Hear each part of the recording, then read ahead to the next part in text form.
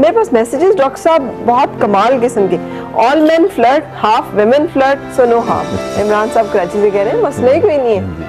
अच्छा, असद साहब का कहना ये है कि चूंकि इस्लाम 4 बीवियों की इजाजत देता है, औरतें चूंकि करने नहीं देती ना, तो फिर इसलिए तो इनका हल ये है कि 4 शादियां करने दें, कोई चीटिंग नहीं होगी, कोई मसला ही नहीं होगा। अच्छा, और एक ये है कि जी अगर वाइफ को बॉयफ्रेंड बनाने का शौक हो तो हस्बैंड क्या करे, ये बताएं। वही करें, वही बात है, वही हम करेंगे भी बात इस पे, वही करें जो वो सारे करते हैं। I am very upset, my husband doesn't care about me and my children, he prefers staying away from us most of the time, what should I do to bring him back. टेढ़ा सवाल है थोड़ा। अगर मैं इस मसले का शिकार हूं तो you know what should I do, I should ask him to stay away as long as he wants to.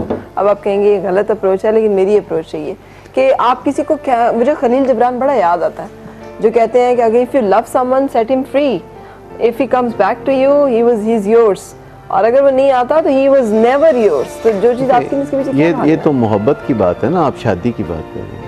दो फर्क नहीं है, दोनों फर्क है ना। शादी तो एक कॉन्ट्रैक्ट है ना, जब कोई किसी मुआहदे की अगर दूसरा फरीक नहीं पासदारी कर रहा तो वो भी आपकी जिम्मेदारी है कि आप उसी को खींच के आप उसको भी करते रहे, अपनी भी जिम्मेदारियां देखें और उसकी भी वो करते रहे। देखिए, असल बात यह है कि जब आप किसी के साथ कोई मुआहदा करते हैं जो कॉन्ट्रैक्ट है, शादी एक कॉन्ट्रैक्ट है जो ना सिर्फ सोशल बल्कि रिलीजियस और लीगल कॉन्ट्रैक्ट बिल्कुल है, बड़ा ही बाइंडिंग कॉन्ट्रैक्ट है, बिल्कुल जिसमें 100-200 लोग भी आप लेके जाते हैं, तो तब जाके आप शादी करते हैं।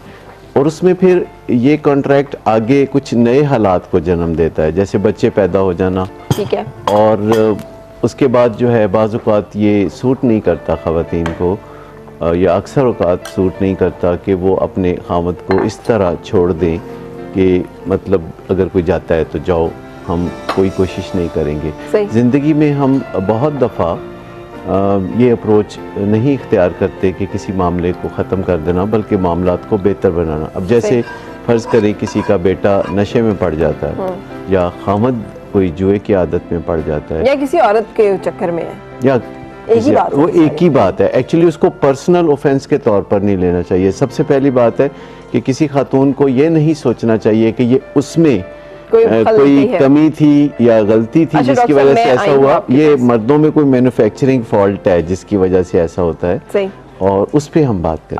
If a single woman is in love with married man, how can she leave him? ये भी मसले डिस्कस करते हैं। मेरे ख्याल में आपने रोल प्ले करने की बात साहब, मेरा बहुत मसला है, मेरे मियाँ जो है ना उनका अफेयर है और मैं इस बात से बड़ी तंग हूँ, मुझे पता है, मैंने खुद देखा है।